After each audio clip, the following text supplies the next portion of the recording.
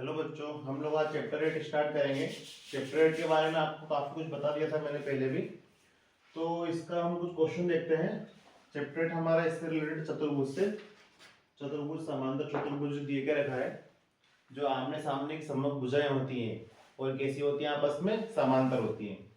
तो पहला प्रश्न है इसका बड़े इंपॉर्टेंट, सिद्ध करो कि आयत का प्रत्येक कोण समकोण होता है। क्या प्रश्न देके रखा है आपको, सिद्ध करो कि आयत का प्रत्येक कोण समकोण होता है। ये हमने एक आयत बना लिया, ठीक है। आयत का नाम दे दिया हमने ए बी सी डी। ये आयत हो गया। हमें सिद्ध करना है आयत का प्रत्येक कोण समकोण होता है।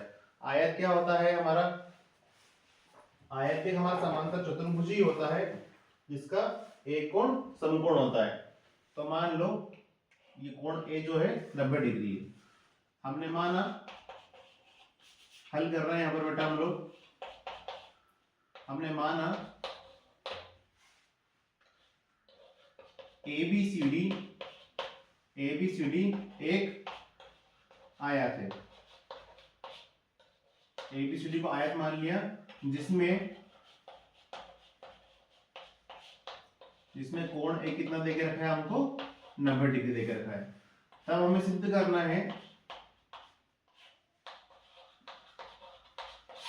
है बचे हुए कोण कौन से, बी सी डी। हमारा कोण बी बराबर कोण सी बराबर कोण डी, ये सब क्या हो, 90 डिग्री हो। प्रश्न में ये बोला है कि आयत का कोण जो है कितना होता है, समकोण होता है, मतलब 90 डिग्री होता है। आपको ये प्रूफ करना है, ठीक है। इसको बताया था हमें,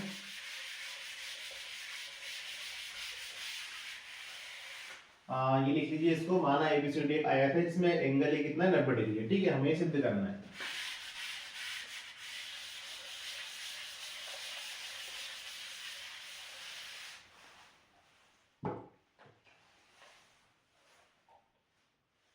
अब देखिए मैंने लिखा है यहाँ पर angle A plus angle B बराबर 180।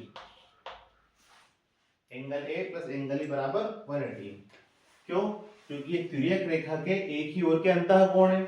यहाँ पर एक सीधी लाइन मिल रही है ये वाली, तो ये कितने डिग्री का बनाएंगे, एंगल मिला के 180 डिग्री का बनाएंगे।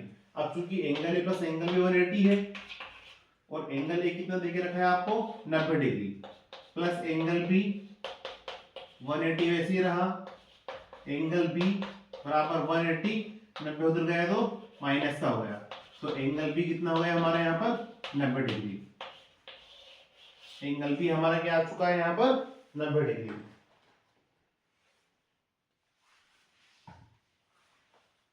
ठीक है, नोट कीजिए इसको। अब देखिएगा, ये एक समांतर चतुर्भुज आपको प्रश्न में देके रखा था। प्रश्न में क्या दिया था, एबीसीडी एक समांतर चतुर्भुज है, आयत देके रखा था, सॉरी एबीसीडी एक आयत है। आयत भी के समांतर चतुर्भुज होता है जिसका एक कोण 90 डिग्री का होता है यहाँ पर। तो अब आयत जो है आपका समांतर चतुर्भुज, इसमें समकोण कैसे होते हैं, आपस में बराबर होते हैं। समांतर चतुर्भुज के समकोण बराबर होते हैं, तो ए के बराबर कौन होगा, सी। क्योंकि ये हमारा सी जो है किसके बराबर हो जाएगा, ए के बराबर। और इसी प्रकार ये जो हमारा डी है, ये जो डी है किसके बराबर होगा, बी के। समकोण कौन से होते हैं, मुख वाले, सामने वाले। ए के सामने ये आ गया सी और बी के सामने डी आ गया, तो हमारा सी जो है ए के बराबर रहेगा और डी किसके बराबर रहेगा, बी के। अब इसको देखिए, इसको हटा देता हूं मैं। आपका जो कोण सी है वैसा का वैसे लिखा, कोण ए कितना दिया था हमको, 90 डिग्री, तो कोण सी भी कितना हो गया, 90। ये कोण डी लिखा है वैसा का वैसे लिखा, कोण भी कितना है अभी, 90। ठीक है, इस प्रकार हमने क्या बता दिया यहाँ पर, कोण ए कोण 90 था, फिर कोण बी, कोण सी और कोण डी, ये सब क्या आ गए आपस में, 90 डिग्री आ गए। 90 डिग्री आ गए मतलब क्या आ गए, ये समकोण आ गए। इसका मतलब क्या होगा, आयत का प्रत्येक कोण समकोण होता है, इसे नोट कीजिएगा।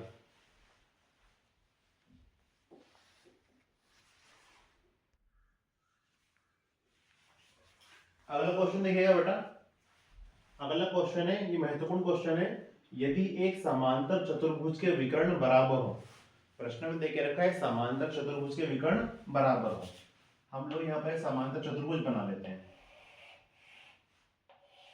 ठीक है। ए बी सी डी, ये समांतर चतुर्भुज बना लिया। फिर बोला है उसके विकर्ण, ये पहला विकर्ण AC, दूसरा विकर्ण BD, इसको O बोल देते हैं, ये प्रतिच्छेदी बिंदु को। विकर्ण कैसे है? बराबर है। तो पहला विकर्ण क्या है हमारा? AC, दूसरा हमारा ये DB या BD, ये आपको दिया हुआ है। दोनों विकर्ण बराबर हो तो दर्शाओ कि यह एक आयत है, ये प्रश्न में बोला गया है। अब इसको देखते हैं। अब यहां पर देखिएगा, सबसे पहले तो आपको वही बेसिक चीजें लिखनी है। माना ABCD क्या है? आपका एक समांतर चतुर्भुज है।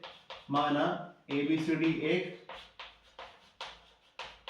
समांतर चतुर्भुज है ना, और AC और इसके DB दो विकर्ण है। ये लिखा था यहाँ पर, दोनों बराबर आपको दिए थे, ठीक है। अब यहां पर देखिएगा, इसमें दो त्रिभुज बन रहे हैं। एक त्रिभुज ले लेते हैं हम, ये वाला ABC, ये वाला त्रिभुज ABC व त्रिभुज एक इधर वाला ले लेते हैं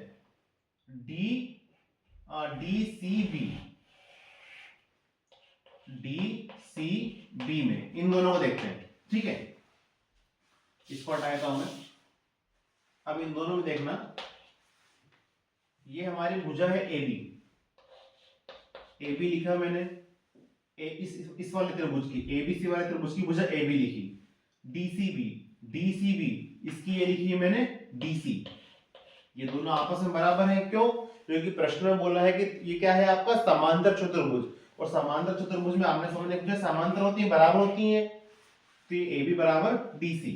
दूसरा देखिए यहां पर, उसके बाद आपको दिया था विकर्ण बराबर है AC और DB, AC और DB विकर्ण बराबर दिए थे, ठीक है। तीसरा देखिए, अब ये त्रिभुज जो था आपका ABC, ये वाला, इसमें तीन भुजा है। एक तो है AB, एक है BC और एक है AC, ठीक है। ये वाला त्रिभुज जो DCB है, इसमें भी तीन भुजा है। एक तो DC, एक आपका BC और एक आपका ये BD, सॉरी BD है ना, हाँ AC सही है, BD, ठीक है। अब इसमें आपको एक कॉमन भुजा मिल रही है दोनों में, BC। इसमें भी BC है, इसमें तीन भुजाएं थी आपकी, AB, BC और AC, ये तीन भुजाएं हो गई। इस त्रिभुज में आपकी तीन भुजाएं हैं, DC, BC और BD। अब दोनों में BC कॉमन आ रहा है, तो BC बराबर BC, ये आपकी आ गई उभयनिष्ठ भुजा। कैसी भुजा आ गई आपकी? ये उभयनिष्ठ भुजा। इसको मिटा रहा हूं ऊपर वाले को। जब ये उभयनिष्ठ भुजा आ गई तो कौन सी प्रॉपर्टी लग गई यहां पर? भुजा प्रॉपर्टी से जो त्रिभुज माने थे अपन ने, दो कौन से? ABC और कौन सा माना था? त्रिभुज DCB। ये आपस में कैसे हो जाएंगे? सर्वांगसम हो जाएंगे। जब त्रिभुज आपस में सर्वांगसम हो जाएंगे तो इनके दिए हुए कोण भी कैसे रहेंगे? बराबर होंगे। तो इस त्रिभुज का ये कोण ले लो ABC, तब कोण आपका ABC बराबर हो जाएगा DCB के, कोण DCB के। इसको फिर से बना देता हूं मैं।